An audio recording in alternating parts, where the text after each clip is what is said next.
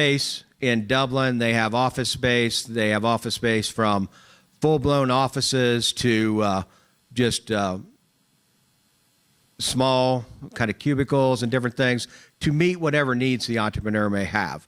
So if you have an interest in looking for space, or if you're looking for some individuals that are like-minded, entrepreneurial, it's a good environment. I encourage you to kind of check out the Dublin Entrepreneurial Center, and you can find it at DEC in Dublin.com. Mm-hmm. So let's get started. Ariana, thank you for being here. And so what do you want to talk about? I don't know. So I've known Ariana for a long time, and I think actually Ariana started out, in the SBDC world as she ran the Latino SBDC, and we were fortunate enough to have her join our team. I believe it was in 2010. Was that correct? When we moved it? Yeah. Something like that? Yeah. And the only thing I told her, I said, we can do whatever, and, you can bring your stuff here and do whatever. Just make it easy for me. Don't make it difficult. And believe it or not, she did make it difficult, but we were able to get it done, and we were able to welcome her onto the team. Since then, she's also served as an executive coach for Ohio University, and now is the small business coordinator for the city of Columbus. So she's definitely the person that you want to know at the city. So what we're going to do is we're going to talk about some things, some entrepreneurial experiences. I mean, Ariana has been an entrepreneur in her own right, as well as working with small businesses again for years, and an expert in doing that. And we're going to share some tips and some things like that. And then we'll kind of move forward, and we'll talk about present day and maybe some of the things that she's doing and some of the things the city of Columbus is doing for small businesses. So we'll just start out. I mean, what do you think some of the most important things to do for small business owners? What should they be focusing on? Whether they're at the startup phase or they're an existing, what do you think they really should be focusing on to grow their business? Don't do it alone. I acknowledge each of you for being here today, because you're here to learn, to network, to connect with others. And I think entrepreneurship can be extremely lonely at times. And so it's important to surround yourself with a team that you'll be able to bounce ideas off of. Like, I want to try this, or I am trying this. It's not going as expected. It's not going as well as I thought, or, my business originally was on this track and now it's here based on the need of my clients. And is this still something that I want to do? Do I want to grow this? We in Columbus are extremely fortunate to have a strong ecosystem that supports small business owners. So if you don't have a small business advisor, it's because you don't want one, because there are so many incredible programs that offer that for small businesses. I mean, the SBDC alone is an incredible resource. Every single one of the advisors here are here because they are passionate about small business. They want to support you. They want to support you in growing. They want to support you in being successful. And so use them. Like, when I worked here, I would, I'd tell my clients, use me as much or as little as you want. It's completely up to you. The only caveat is that I have time on my calendar. But meet with an advisor on a regular basis so that don't be the client that comes to us that can't pay payroll on Friday and it's Wednesday morning. Like, at that point, we're not miracle workers, and it's it's not impossible, right? Nothing's impossible. And it's extremely hard to support you at that point. If you've let it go that far, work with the advisors one-on-one consistently so that we catch the fires as like a tiny little flame at the beginning and we can start course correcting so that you're not at that point. No, that's a great point. And we do see a lot of folks, and I think I don't know if it's mindset or they're just, afraid to come and ask for assistance or something like that. And I think, to your point, it's really good to start that relationship early because then you have somebody that that trust, they know you. You can just call them and say, hey, I know I've got X, Y, or Z. But if you wait till the last minute and it's kind of like if you have a loan and it's starting to go bad and you haven't talked to your banker, it's going to be tougher for them to help you as you go along. And that's something I think that we've seen, a long time over the years. So, and I think the other thing that's important, it doesn't really matter whether you're a startup or existing. I mean, these types of things are important. So if you've been in business for whatever, 5, 10 years or more, and you haven't taken advantage of the SBDC services or any of the other services of the partners we work with, I'd go ahead and do that. I mean, you're never too far along to get some advice or get some assistance because somebody else can see from the outside. Right, exactly. Like, you're in the business.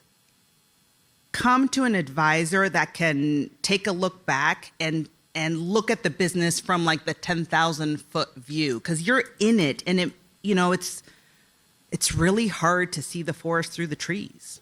And so, and that's something that I also suggest, like, while you're in the business, also work on the business, right? It gets to be both and an advisor will support you in that because they're not in it with you day to day. You're coming to them with a snapshot of what your business looks like in a specific point in time, and they can look at the 10,000-foot view and maybe give you a different perspective or notice different things that you may not be aware of because you're in the day-to-day grind. What's interesting to that too is that I think a lot of small business owners, especially, if you're maybe got a retail business or you're in a restaurant business or something like that, you're working all the time and you're working all the time. And I've had a number of people that have said, well, I don't have time to come to the SBDC or to talk to somebody at the SBDC. Well, number one, I think is important. If there's a positive that's come out of the pandemic, it's the fact that we learned how to use Zoom. So I remember we did a program, we did our base program, which is our startup program, in 2019 with a cohort group at Ohio Christian University in Circleville. And then we did the BizStart program, which Kevin Hammond runs. And so Kevin was here at Columbus, and we did it there. And we thought this was some massive undertaking, that it was just, oh my goodness, I don't know how we can transfer and get this information there.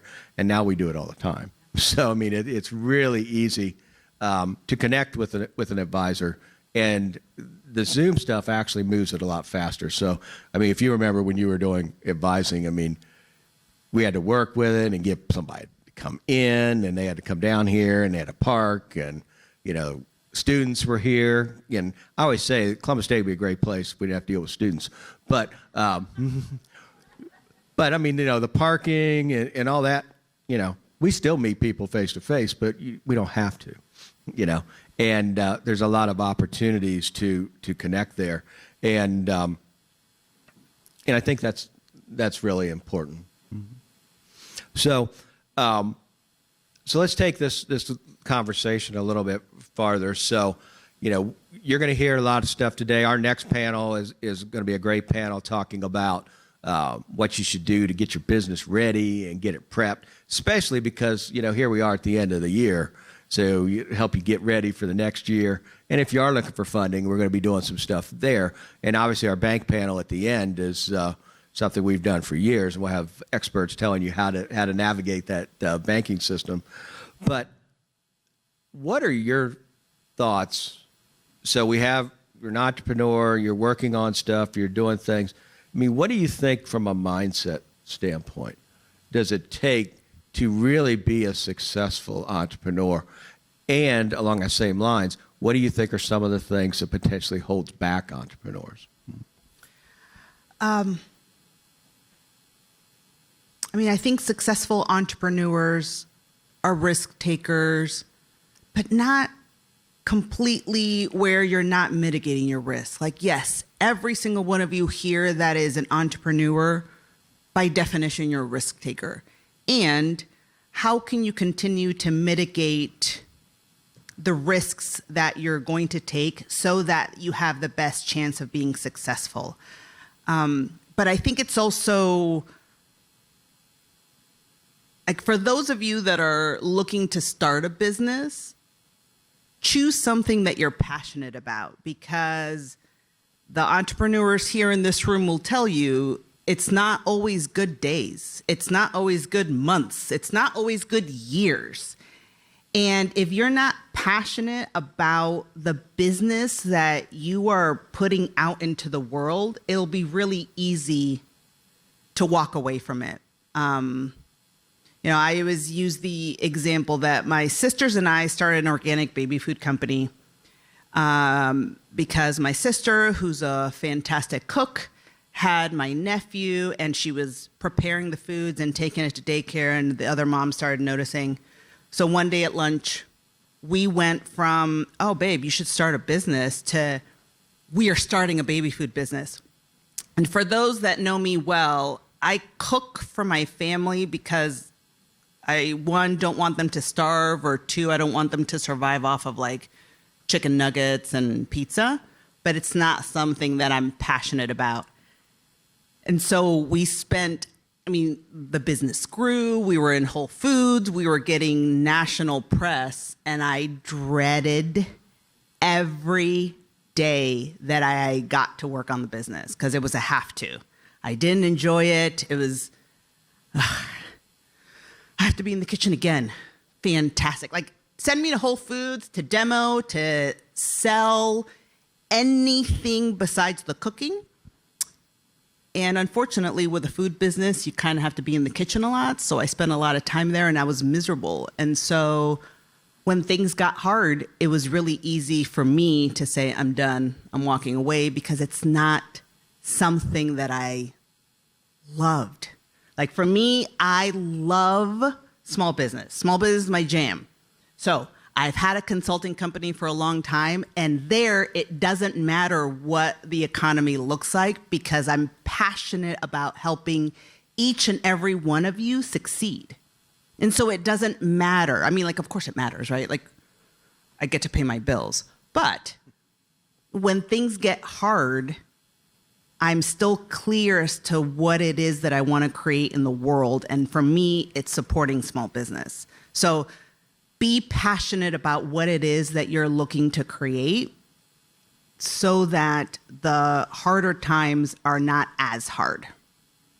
Absolutely. And I think that, having this passion is a huge piece, because, it really gets you from this, you made the point, from this have to, I get to do this because this is something that's really important to me, something I love doing. And ultimately, the cool thing is that when you really are passionate about it, even though it's hard sometimes, you actually realize that you're blessed to be able to do this. Mm-hmm. And it is something that's really, really key.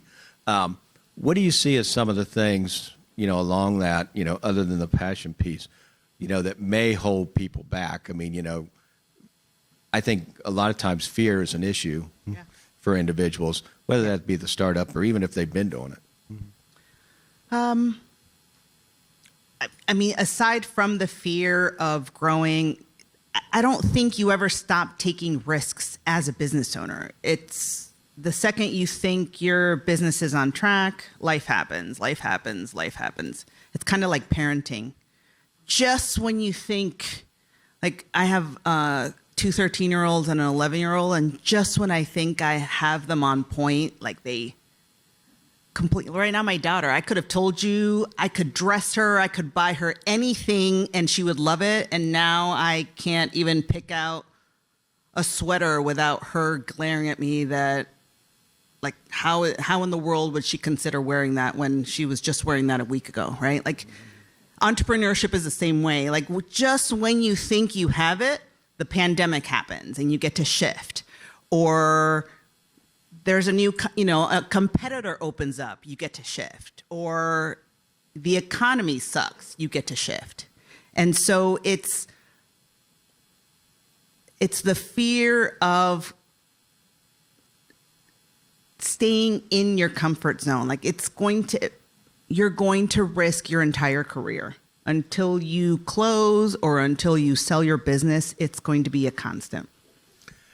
One of the things that I think of too when I think of risk is, number one, I think as an entrepreneur, you get to mitigate that risk. And I think, again, having support, whether that's some sort of mentor or an advisory board for your business, or working with a support partner like the SBDC or something like that, I think is really important. But I think a lot of times that risk also comes down to not knowing what you're doing, and that's a tribute to you guys for being here, because you're here to learn and kind of move past that potential part of risk. But there's always risk to that.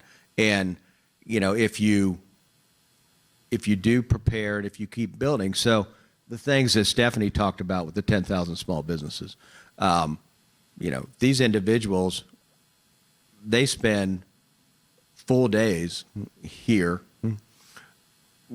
in class, and then they go off and work on their business. So they're starting to move past that risk because they're pre-thinking about it. And I think those are really critical points that as you're doing that. So let's take a little bit of a shift. We're still talking about entrepreneurship, and I know that there's a number of people here that are involved in food businesses, food trucks, pop-ups, full-blown restaurants, different things like that. Ariana is an expert in food-based businesses. She mentioned her experience with the baby food company. I got to work with them some on that, and it was a great idea. But it's a lot of moving parts and a lot of pureeing. Yeah, I'd be there and be 3:00, and she's like, "Hey, I got to run out here real quick and do something here." So that was fine. But the cool thing is she did get to do it with her sisters, and I've always told Ariana that her sister Tanya is my favorite sister, but pretty consistently.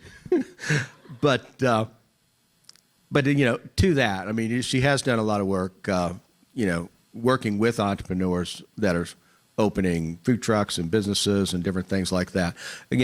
Share some of your experiences with that and some things that you think are important around that. Food-based businesses are probably, in my opinion, the hardest to start, because they have the biggest risk. You're feeding people, and so if you don't do it correctly, you can get people sick, and it could shut your business down. Get an advisor that knows what the processes are, what the rules are, and they're consistently shifting. Like the city of Columbus used to not know what to do with food trucks. I remember when we first started teaching food truck classes here because there was such a disconnect as to where you could sell. Just because the city of Columbus allows it doesn't mean that Dublin allows it or that New Albany allows it, but Clintonville does and Hilliard does in specific parts, right? But that's consistently changing. And so it's very important to keep up with the regulations. Because if not, what'll happen is, like, for example, with us, we had the Department of Agriculture come out to. I love the rules, and these are important also for you to know because, like, for example, so in our mind, we thought, okay, we don't want to pay for storage outside of the house. We want to minimize our expenses as much as we can, so we bought commercial deep freezers, and we stuck them. We made my dining room Bibble. That was the name of our business, Bibble Organics headquarters, right? Like that was where we kept everything, all of our supplies, including our inventory.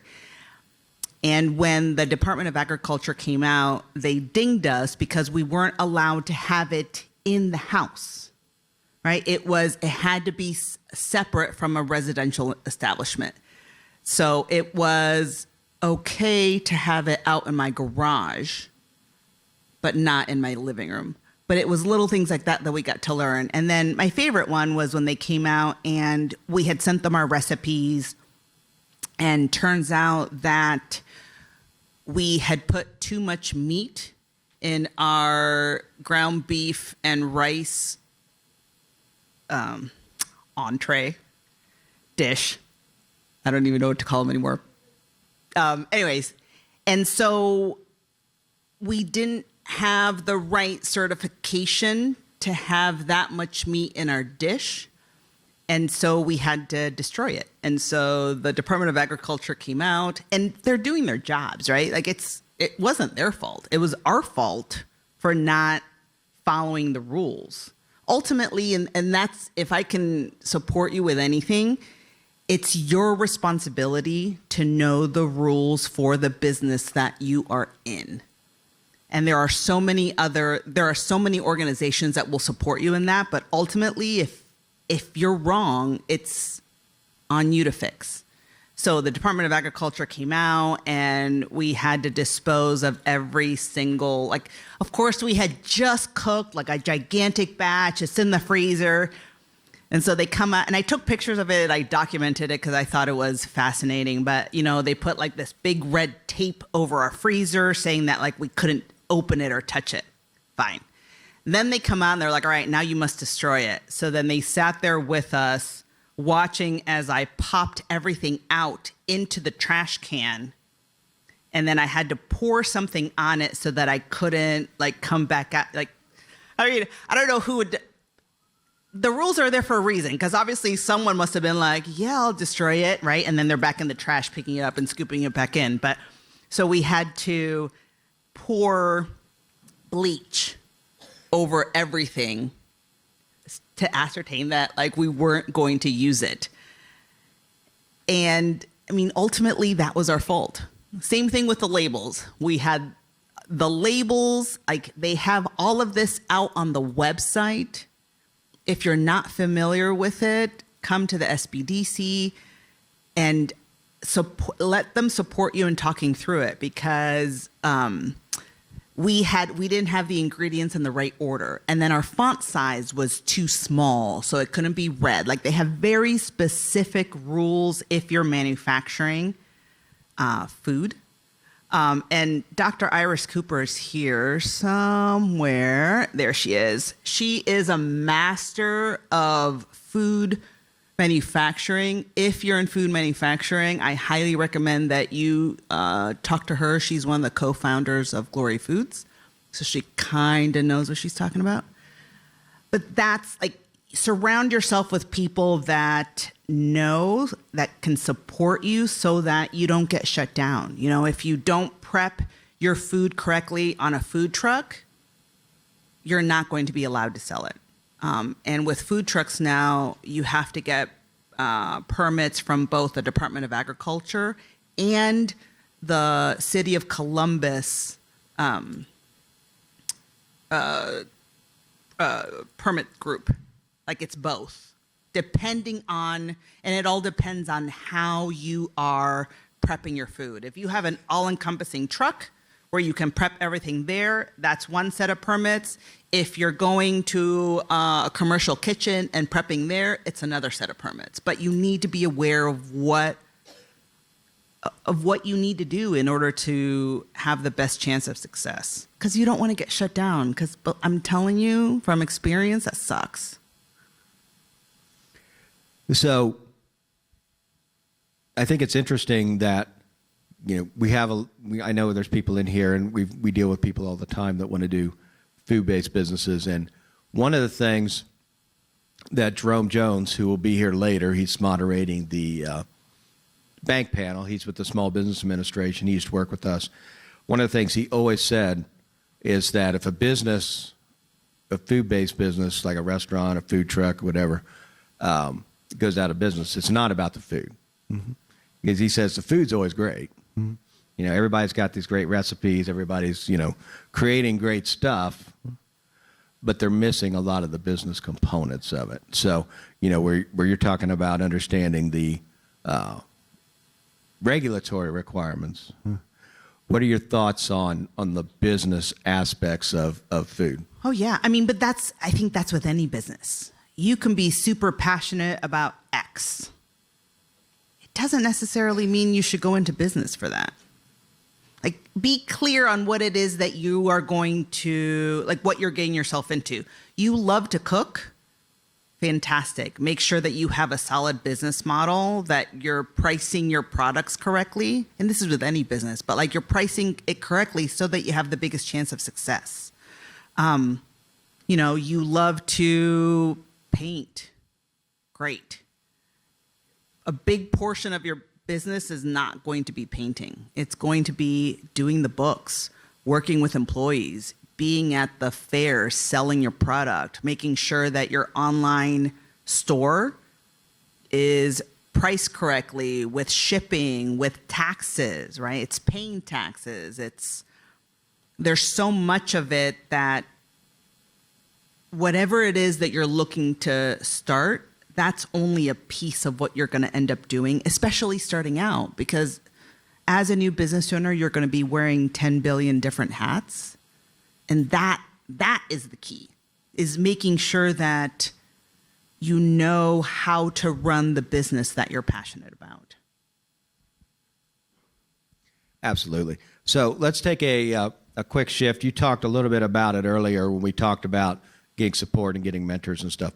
And I think you're absolutely right. My experience here in Columbus is that the ecosystem is really strong in terms of supporting entrepreneurs. I mean, I've been doing this with the SBDC for 20 years, and I've watched, all of these different organizations that have been in business for as long as the SBDC has. There are not too many of them. We've been in business since 1985, although I was not involved in 1985. But there's business support groups that have been involved for a long time. And then there's, recently in the last 5 to 7 years, a lot of, really neighborhood support, different things like that are popping up. But I think that sometimes this ESO word salad can become confusing. I mean, here in Columbus, like I said, there's so many. What are your thoughts on trying to navigate that ESO flow here? I mean, as far as are you asking me to pitch the hub or just in general? Yes. Great. So, everyone, part of what we've been creating at the city this year is called the Columbus Small Biz Hub. It came out of the small business agenda that my predecessor put out into the community to figure out what it was, what gaps existed in our ecosystem to be able to support small businesses. And I mean, each of you are, if you're not a client of the SBDC, do yourself a favor and get on the website and register to become a client, because they're an incredible resource. But somehow you found them and you got here today, and now you have the ability to be connected to them. We have over 100,000 businesses in our area, and it constantly surprises me. I mean, my entire SBDC career, people would come in and be like, I never knew you guys existed.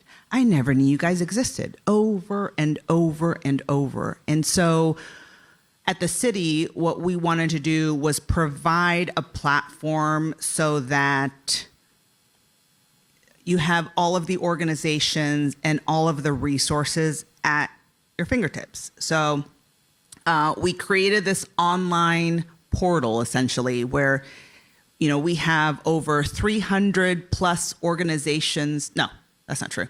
180 plus organizations in our Columbus ecosystem that specifically support small businesses in some way. And of those 180 some, we have over 300 resources. So if you're looking for support as a minority business, there's specific organizations that support you. If you're looking for support as a woman-owned business, as a food-based business, if you're looking for office space, all of these different options are on the hub, and it's then just a matter of you figuring out what it is that you want. The number one question that I get asked is, I have a business or I'm starting a business, where's my grant? And so I hate to be the bearer of bad news, but there are grants out there right now, not necessarily how you may want them. Like you may be looking for money, but for example, the SBDC is your grant. The SBDC is funded by your tax dollars and they provide an incredible resource. So if you want your grant, I give you Mike and his team. And there are also very specific grants out there, but you get to fit in this tiny perfect box in order to qualify, right? Like there are grants for high-tech businesses.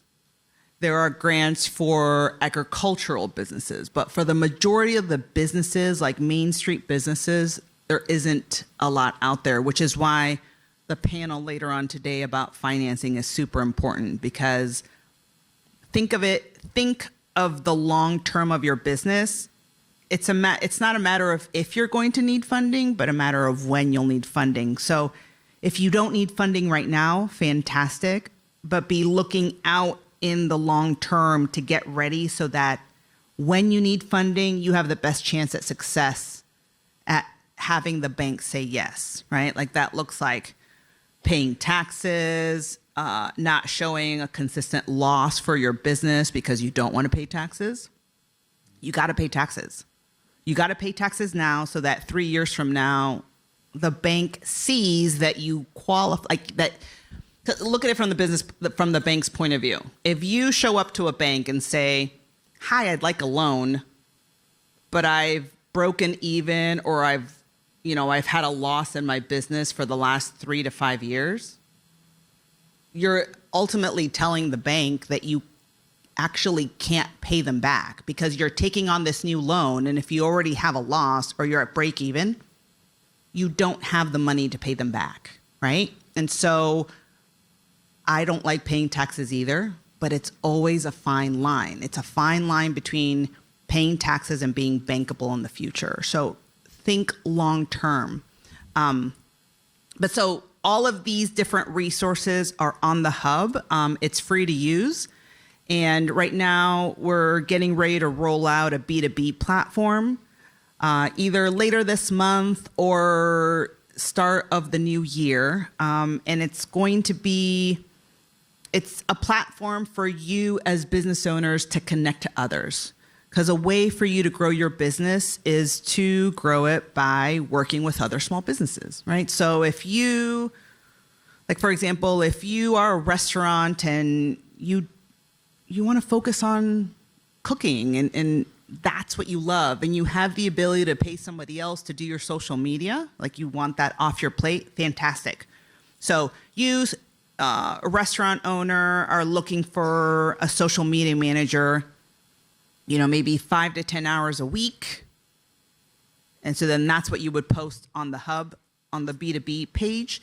And then a social media small business owner would connect with you, take it offline, and then you would determine if it's a good fit, right? If they understand your vision, if you as business owners connect and then you would create a contract and work together, but off the platform. But what we really want to do is to find ways to support the small business owners, the small business community. Just as an FYI, in your packet, there's a flyer on the hub. So check that out, and encourage you to go jump on there. And I know you talked about things, but can you get just a little bit specific, not too deep into it, but as it relates to the hub? So we got entrepreneurs here. Should they go and register, and what specifically should they do to jump on there? Sure. So there's a community piece where if you create a profile for yourself individually, then anytime you're operating on the hub and you're looking, for example, you're looking for grants. So you do a search and 13 organizations pop up with grants and you want to save that search. If you've created a profile, you can save that under your profile. And that's really the key. Create a profile, because then it also is a networking opportunity for anyone that gets on the hub and looks to see what business owners are connected on the hub. So that's step one. And then step two, post your business on the hub. If you click on organizations, you have the ability to register your small business, post it. We want you to market yourself, market your business so that others can find you. And that's it. That's really the two pieces. And then everything else is just searching and keeping it under your profile. But then you also have the ability to connect with each other. Yeah, I'd absolutely encourage you to take advantage of that. Now, the hub really came out of the work of the Small Business Agenda, which the city commissioned 2017-18, and built a task force to kind of what is needed and put together a working plan in a variety of different areas. And unfortunately, like everything, COVID hits in March of 2020, and then it was just, we got to support people, and it's just a kind of a panic mode, and what do we got to do? But those pieces are still there. Mm-hmm. This piece is still there. Mm-hmm. And let's shift and talk a little bit more about the city. So to that point, talk a little bit about what you actually do. I'd like to know. And also how it kind of fits into this agenda and supports the entrepreneurs of Columbus. Sure. So my job as the small business coordinator is to implement the small business agenda. And so something that came out of that was that minority business owners, women business owners, and veteran-owned business owners were the ones that were least supported in our community. And so now that's my focus. Anything that I do, any contract that we sign, any organization that we work with, that's the focus. How are you supporting minority, women, and veteran-owned businesses? Of course, we support everyone, but that's the focus.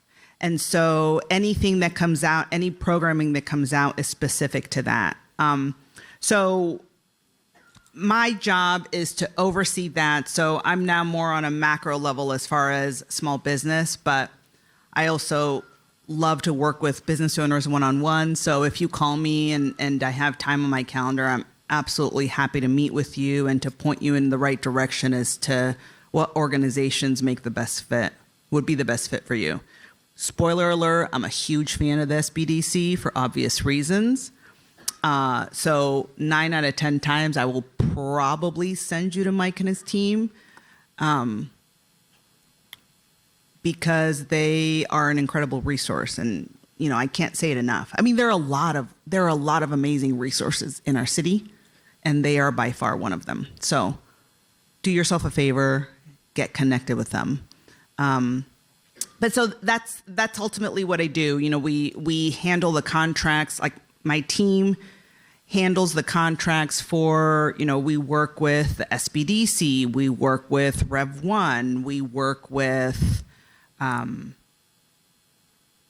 all different organizations that specifically support small businesses. Come next year, we are launching a program called Accelerate Columbus. And so that's going to be, if you connect with us on the hub, and if you follow us on our social media, we'll be announcing it as it comes out. Right now we're going through contract negotiation with all the different organizations that are going to be supporting us. But we're going to be providing programming for the small business community free of charge. If you sign up for any of the programs, the request is that you make sure that you can complete them, right? So if you sign up with the SBDC, you get to follow through with like the coach, right? Like they're specifically offering technical assistance. Other organizations, and I can't really say others yet, but other organizations are providing marketing classes or social media support or marketing and sales boot camp, or a business accelerator for food-based businesses and Main Street businesses. All of these programs will be out there free of charge. We have a limited capacity because we're working with organizations and small business owners who have a capacity. So each of the cohorts, it'll range, but once we hit the max capacity, then that program will be closed for next year. But so that's why we're really requesting, if you sign up for it, make sure that you can complete it, because if not, you're taking the space of somebody else that could do it. But the idea is that we're going to be providing this programming on an annual basis with different organizations. Yeah, absolutely. And the one thing that I've seen really recently, I guess, through the pandemic and coming out of the pandemic, is that I've seen the city become more active in supporting small business and supporting traditional small businesses like you guys. I've been super impressed. I've had a couple of opportunities to interact with Councilmember Bankston and some of the things. He's super pro small business, and really moving to try to make some things happen. Obviously, we've worked with Council President Hardin for years, and he's very supportive of the small business community, and I think most of the council, and obviously Mayor Ginther is. So it's really a great time to be an entrepreneur in Columbus, because the future is bright and the ceiling is super high right now. Can you talk briefly about, one of the legs of the stool was around capital access, and that's what we're here for. You want to talk a little bit about the super success of the Columbus Franklin County Small Business Recovery Fund? Yeah. I have to make sure I say that right. And then some of the other pieces. I mean, Avery is going to be here later talking about freedom equity. So if you want to talk about some of that, that'd be great. Yeah. So we received ARPA funding from the federal government to provide support. And so the city of Columbus, I'm going to take full credit for it, even though it happened prior to me. But my super successful small business recovery grant, we're still in the process. The SBDC has been an incredible partner, as well as the Wells Foundation, on providing grants. Like, this is the one time I could actually say, why, yes, we do have a grant. Here's the portal. Be ready to sign up when it opens. But this year, we opened the portal technically three times. We had a pre-launch, but 3 waves, and provided small business grants from $5,000 to $10,000, and a recovery piece, which if you were able to hire an employee and keep them for 4 months, we gave you an extra 10 to support you in the hiring of employees. And so that has been extremely successful. We're wrapping up the last wave, and so we're currently, we will have put out into the community in partnership with the Franklin County. We put out $8 million. It may end up being a little more after we're said and done. But at this point, $8 million into the small business community to support in, like, $5,000 isn't going to make or break your business and getting you to the next level. But what we wanted to do was to provide some support, like a little bit of support to as many people as possible so that they could pay a bill that was past due, or, get ahead, by buying, with the cost of goods going up so dramatically, using that money to buy the inventory in order to be able to weather the price increase before the business owner changed their pricing. So that's wrapping up, and it's been extremely smooth sailing. Again, thanks in huge part to the SBDC, the Wells Foundation, and all of the ESOs, so the entrepreneur support organizations that the SBDC worked with in order to get the applications going as smooth as possible. If anyone here in this room is still waiting to hear back, know that we're working on it. Like, we had, and to be expected, we had a huge demand for the grant. And so, we've committed to working through all of the applications. It's just taking us a long time. I think originally we were supposed to be completely done with funding and everything by, like, now. Yeah. And at this point, because of the huge influx in demand, it's looking like January, end of January, February. So just be patient with us and know that we haven't lost your application. If you're concerned, like, always check your spam. Like, some of the emails have been going to spam. So if you haven't gotten word, check your spam, or of course, feel free to reach out to us and we'll let you know where you are in the process. So that's the grant. And then, so Mike mentioned that Avery Frost is going to be here later today. Avery, so in partnership with the Columbus Urban League, Franklin County, the city, and One Columbus, a new CDFI is forming here. Actually, it's technically formed. So it's called Freedom Equity. They just launched officially last month. And Avery Frost is a longtime leader in the small business community. She is also the executive director of the African American Chamber. And so this CDFI is specifically to support the African American community in getting loans. So stay tuned for her presentation later today. But that is something that, as the city, we committed to supporting because we see a need in that segment. Like, there's small business owners can't. One of the issues that small business owners always have is access to funding. I mean, it's part of the reason why everyone is here today. Programs like this are super important. And so we wanted to be able to fund this organization to provide some support to the African American community. I can't think of a better way to wrap it up.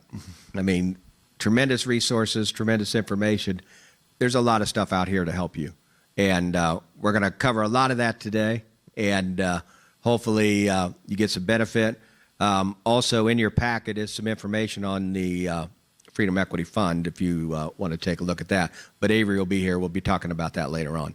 But I want to thank you for being here. I appreciate it. I've wanted to have Ariana on the Small Business Breakthroughs for a long time. But, we just are running and running and running. And when the opportunity came up to have her come in here today, I was excited to be able to do that. So, again, thank you very much. I really appreciate it. Let's get a round of applause for Ariana. Thank you.